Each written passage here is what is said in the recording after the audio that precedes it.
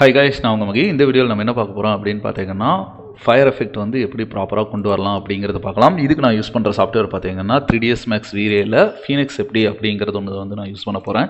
இது வந்து ரொம்பவுமே ஈஸியாக இருக்கும். அதேமாதிரி பார்த்தீங்கன்னா இதில் வந்து டிப்ஸ் அண்ட் ட்ரிக்ஸோட லிக்விடு மட்டும்ட்டு கிடையாது. நம்ம எந்த ஒரு எலிவேஷன் க்ரியேட் பண்ணாலும் இந்த மாதிரி வந்து ஒரு டீட்டெயில் ஒர்க் நம்ம கொடுக்கும்போது தான் அந்த ரியலிஸ்டிக் பார்த்திங்கன்னா ரொம்பவுமே நல்லாயிருக்கும். இது இல்லாமல் பார்த்திங்கன்னா basic to advance level recorded video வந்து பொங்கல் ஆஃபர் பார்த்திங்கன்னா 60% கொடுத்துட்டுருக்கிறேன். இதில் வந்து A to Z நீங்கள் 0 லெவலில் இருந்தாலும் அட்வான்ஸ் லெவலில் ஃபீல்டு ஓரியன்ட்டில் பார்த்திங்கன்னா உங்களுக்கு வந்து ட்ரைனிங் எல்லாமே போகும். டாப்பிக்கும் பார்த்திங்கன்னா A to Z interior exterior walk to animations எல்லாமே வந்து கவர் ஆகும். சப்போஸ் இந்த வீடியோ உங்களுக்கு வேணும் அப்படிங்கிற மாதிரி இருந்துச்சுன்னா ஸ்க்ரீனில் இருக்கிற என்னோட வாட்ஸ்அப் நம்பருக்கு கான்டாக்ட் பண்ணுங்கள். இது பார்த்திங்கன்னா லிமிடெட் டைம் ஆஃபர் தான், மிஸ் பண்ணிடாதீங்க. ஆல்ரெடி மாடல் பார்த்தீங்கன்னா நான் கிரியேட் பண்ணியிருக்கேன். அதாவது ஒரு பிளெயின் எடுத்து அந்த பிளெயினில் வந்து டெக்ஸ்சர்ஸ் அப்ளை பண்ணியிருக்கேன், கிராஸ் இருக்கிற மாதிரி. அது இல்லாமல் வந்து இங்கே பாருங்கள், ஸ்கேட்டர் அப்படிங்கிறதுல வந்து இந்த கிராஸ் ஃபுல்லாகவே வந்து அப்ளை பண்ணி வச்சுருக்கேன். அதில் சென்டரில் மட்டும் கிராஸ் வராத மாதிரி ஸ்ப்ளைன் போட்டு எடிட் பண்ணியிருக்கேன். இது இல்லாமல் வந்து இங்கே பாருங்கள், வுட்டில் இருந்து தான் வந்து நம்மளுக்கு ஃபயர் வர மாதிரி அதை சுற்றியுமே வந்து ராக்ஸ் எல்லாமே வச்சுருக்கேன். ஒரு சீன் வந்து நீங்கள் க்ரியேட் பண்ணிட்டாலே போதும், நம்மளுக்கு அடுத்தடுத்த ஐடியா வந்து ஈஸியாக நம்ம வந்து ஜென்ரேட் பண்ணிக்க முடியும். இது இல்லாமல் நான் என்விரான்மெண்ட் ரிஃப்ளெக்ஷனுக்கு வந்து டூம் லைட் ஆட் பண்ணியிருக்கேன். இது எல்லாத்தையுமே வந்து ஒரு கேமரா போட்டு கேமரா ரெண்டரிங் வந்து நான் இப்போ எடுத்து காட்டுறேன் பாருங்கள்.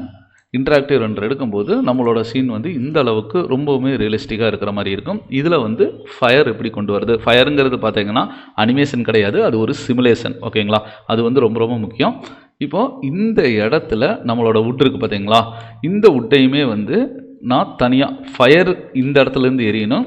இது எல்லாமே பார்த்திங்கன்னா அந்த ஃபயர் வரக்கூடாது அப்படிங்கிறதுக்காக அதை தனியாக டிட்டாச் பண்ணி வச்சுருக்கேன்.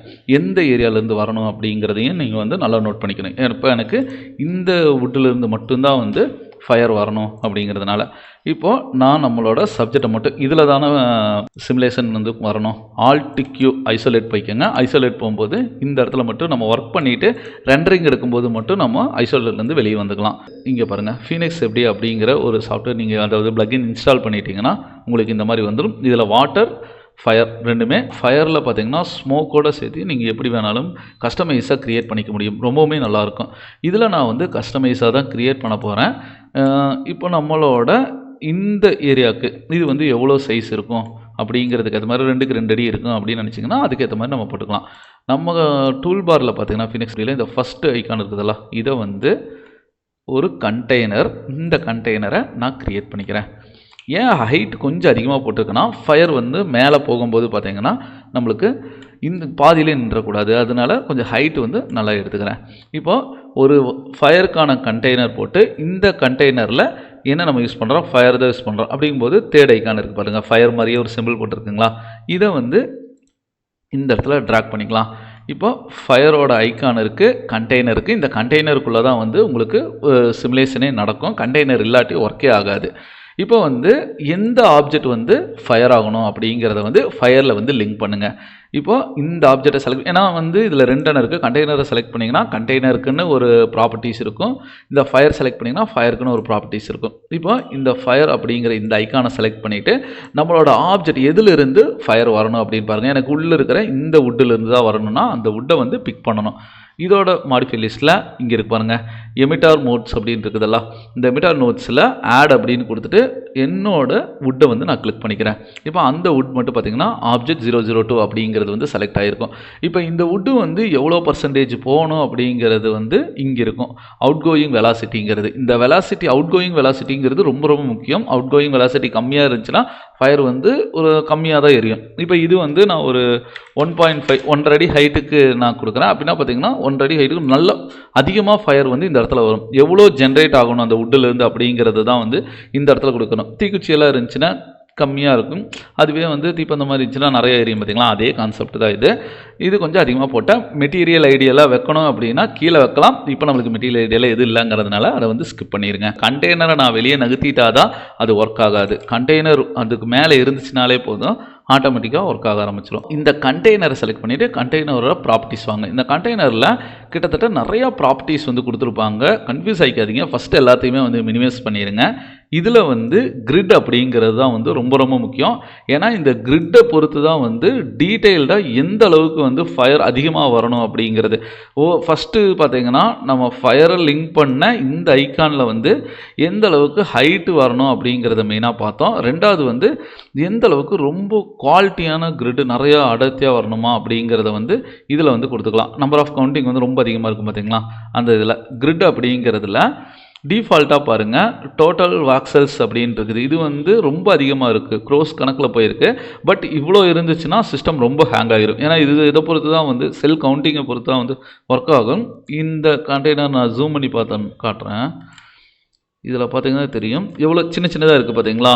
இந்த ஒரு இதில் வந்து ஒரு க்யூப் நீங்கள் போடுறீங்கன்னா அது வந்து இங்கே வந்து ஸ்டாண்டர்ட் ப்ராக்டிஸில் ஒரு பாக்ஸ் எடுத்துகிட்டு இது வந்து ஒரு வாக்சல், ஒரு செல் அப்படின்னு சொல்லுவோம்.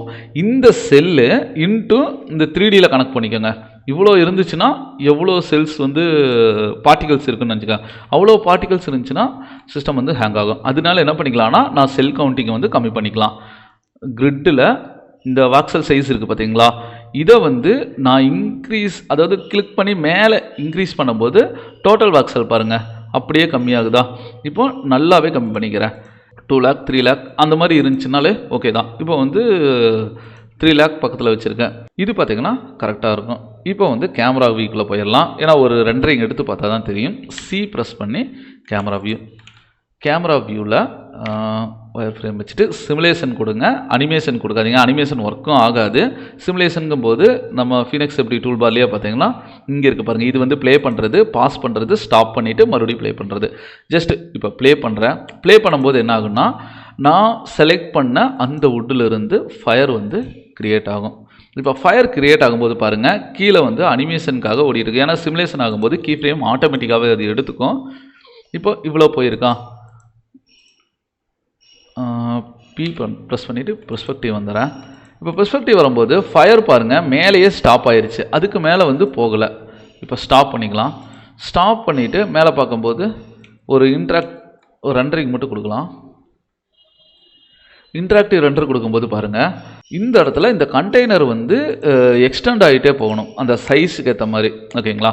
இப்போ நம்ம கண்டெய்னரை செலக்ட் பண்ணிவிட்டு கீழே வந்தீங்கன்னா இங்கே வந்து அடாப்டிவ் கிரிட்னு இருக்குதல்ல, இது வந்து டிசேபிளில் இருக்குது. இதை வந்து நம்ம வேறு இதுக்கு இப்போ நான் ஸ்மோக் அப்படின்னு வைக்கிறேன், இல்லாட்டி ஸ்பீட் அப்படின்னு வைக்கிறேன். ஸ்பீடு வைக்கும்போது பாருங்கள் எக்ஸ்பேண்ட் அண்ட் டவுன் ஸ்ட்ரிங் இருக்குதல்ல, இதை வந்து ஆன் பண்ணிக்கோங்க. இப்போ வந்து நான் மறுபடியும் ஸ்டாப் பண்ணிவிட்டு சிமுலேட் ஆன் பண்ணுறேன். இப்போ சிமுலேட் ஆன் பண்ணும்போது நல்லா நோட் பண்ணுங்கள், இங்கிருந்து மேலே வருதா, இந்த கண்டெய்னர் வந்து எக்ஸ்டர்ன் ஆகிட்டு போயிட்டே இருக்கும்.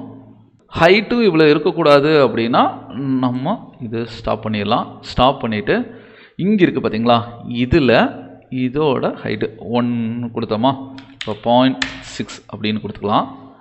அப்படியே 1.5 அப்படிங்கும்போது நிறையா வந்துருந்துச்சு. இப்போ 0.5 கொடுக்கும்போது எவ்வளோ ஸ்பீடில் ஆகுது.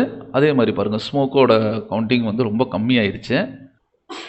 நம்ம கண்டெய்னரை செலக்ட் பண்ணிவிட்டு கண்டெய்னரில் இப்போ ஃபயர் தான் அதிகமாக வரணும்னா ப்ரீசெட் நிறையா இருக்குது. இந்த கிரிட்டுக்கு கீழே வாங்க, கடைசியாக பார்த்தீங்கன்னா ரெண்டரிங் அப்படின்னு ஒரு செக்ஷன் இருக்கும். இந்த ரெண்டரிங் செக்ஷனில் ரெண்டர் ப்ரீசெட்னு இருக்குதுல்ல, இதை கிளிக் பண்ணிங்கன்னா நிறையா ஆப்ஷன்ஸ் இருக்குது. இப்போ ஃபயர் மட்டும் நான் கிளிக் பண்ணுறேன். எஸ் கொடுத்துட்டிங்கன்னா அதில் வந்து ஃபயர் மட்டும் க்ரியேட் ஆகிற மாதிரி வரும். இப்போ ஸ்டாப் பண்ணிவிட்டு மறுபடியும் ப்ளே பண்ணலாம்.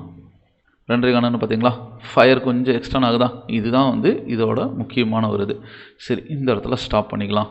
ஸ்டாப் பண்ணிவிட்டு நம்மளோட இதில் கண்டெய்னரை செலக்ட் பண்ணுங்கள். கண்டெய்னரில் ஃபயர் இன்னும் கொஞ்சமே அதிகமாக வரணும்னா இங்கே ப்ரீசெட் வந்து நான் சேஞ்ச் பண்ணிட்டேன், ஃபயர் மட்டும் வரணுங்கிற மாதிரி சேஞ்ச் பண்ணிட்டேன். இதில் வந்து வால்யூமெட்ரிக் ஆப்ஷன் அப்படின்னு ஒன்று இருக்குதுல்ல, இதை வந்து செலக்ட் பண்ணுங்கள். இந்த வால்யூமெட்ரிக் ஆப்ஷனில் ஃபயர், ஸ்மோக் இந்த ரெண்டு பிரிச்சிருப்பாங்க. அதே மாதிரி ஸ்மோக்கோட ஒப்பாசிட்டி, இந்த ஸ்மோக் வந்து ரொம்ப அதிகமாக இருந்துச்சுன்னா அதை கம்மி பண்ணுறதுக்கு. இப்போ ஃபயரை வந்து இன்க்ரீஸ் பண்ணணும், அதனால் ஃபயரை செலக்ட் பண்ணிவிட்டு ஃபயர் மல்டிபிள் இருக்குதுல்ல, இதை வந்து கொஞ்சம் அதிகம் பண்ணுங்கள். இப்போ வந்து நான் ஒரு 10 அப்படின்னு நான் கொடுக்குறேன். 10 கொடுத்துருக்கேன். ஸ்டாப் பண்ணிவிட்டு சிமுலேஷன் ரன் பண்ணலாம். டைம்லைனில் வந்து ஒரு 25 வச்சாலே போதும், ஏன்னா அதுவே பார்த்தீங்கன்னா கொஞ்சம் நல்லாயிருக்கும். இப்போ இந்த இடத்துல பார்த்தீங்களா நார்மலாக இருந்துச்சு. இப்போ வந்து 10 அப்படின்னு வைக்கும்போது இன்னும் கொஞ்சமே டார்க்காக தெரியுது. இதுதான் வந்து ரொம்ப ரொம்ப முக்கியமானது. சரி, ஸ்மோக் வரலையே அப்படின்னு நினச்சிங்கன்னா ஸ்மோக் வந்து நம்ம சேஞ்ச் பண்ணலாம், அப்படி இல்லாட்டி இங்கேயே வந்து ஆட் பண்ணிக்கலாம். ஸ்மோக் கலர், அதாவது பேஸ் ஸ்மோக் வந்து ஆஃபில் இருக்குது. நீங்கள் ஆன் பண்ணிட்டீங்கன்னா அதுக்கேற்ற மாதிரி நம்மளுக்கு வந்து இந்த இடத்துல சேஞ்ச் ஆகிரும். இல்லை இதை டிசேபிள் பண்ணிவிட்டு நம்ம அங்கேருந்து சேஞ்ச் பண்ணாலும் கூட சேஞ்ச் பண்ணிக்கலாம். இப்போ இதை க்ளோஸ் பண்ணிவிட்டு ப்ரீசெட்டை கிளிக் பண்ணிவிட்டு வேறு ஒரு ப்ரீசெட் வந்து ஆட் பண்ணிக்கலாம்.